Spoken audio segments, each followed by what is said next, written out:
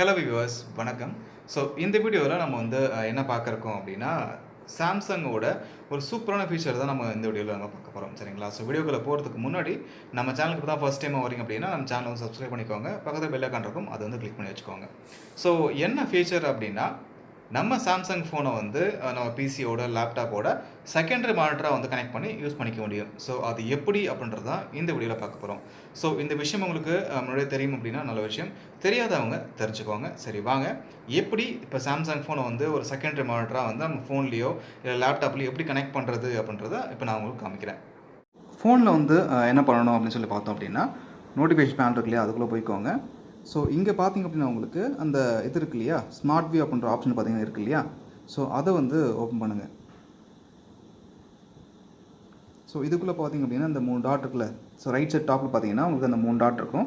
So அதை வந்து open பண்ணிக்கோங்க. அதில் செட்டிங்ஸ்குள்ளே போனீங்க அப்படின்னா அபவுட் ஸ்மார்ட் வியூ இருக்கு இல்லையா, ஸோ இதை வந்து ஓப்பன் பண்ணுங்கள்.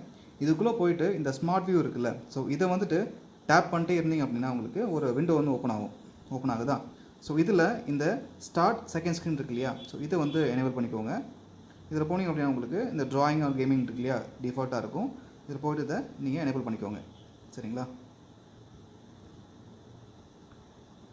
இதுக்கப்புறமா ஸோ இப்போது லேப்டாப்பில் வந்து என்ன பண்ணணும், பிசியில் என்ன பண்ணணும் அப்படின்னா, ஸோ உங்கள் கீபோர்டில் விண்டோஸ் ப்ளஸ் கேவை ப்ரெஸ் பண்ணிங்க அப்படின்னா உங்களுக்கு இந்த கேஸ்டிங் ஆப்ஷன் பார்த்தீங்கன்னா ஓப்பன் ஆகும். ஸோ இதில் இப்போ பார்த்தீங்கன்னா உங்களுக்கு இந்த டிஸ்பிளே காட்டுதுங்களா, ஸோ என்னோட டிவைஸ் நேம் காட்டுது இல்லையா. ஸோ அதை நான் செலக்ட் பண்ணேன் அப்படின்னா எனக்கு இந்த இடத்துல பார்த்தீங்கன்னா அந்த ஸ்க்ரீன் அப்படின்றது இங்கே ஓப்பன் ஆகும். இதோ காமிக்கிறேன் பாருங்கள், ஓப்பன் ஆகிடுச்சிங்களா.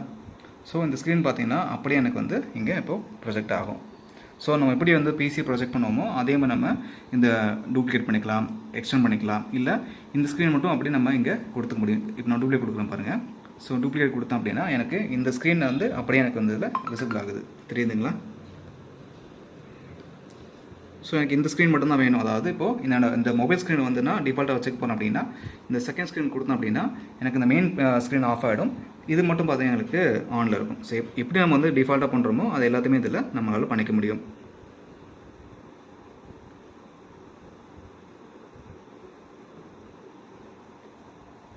அது மட்டும் இல்லாமல் இப்போ இதில் இன்னொரு நல்ல விஷயம் என்ன அப்படின்னா, ஸோ இதை வந்து நம்ம ஒரு டச் டிஸ்பிளே யூஸ் பண்ண முடியும். இப்போ நம்ம இதை நான் ஓப்பன் பண்ணுறேன் அப்படின்னா நான் டேப் பண்ணேன்னா இங்கே ஓப்பன் ஆகும். இதோ பாருங்கள், ஓப்பன் ஆகுதுங்களா. ஸோ நம்ம இதை அப்படியே யூஸ் பண்ணிக்கலாம்.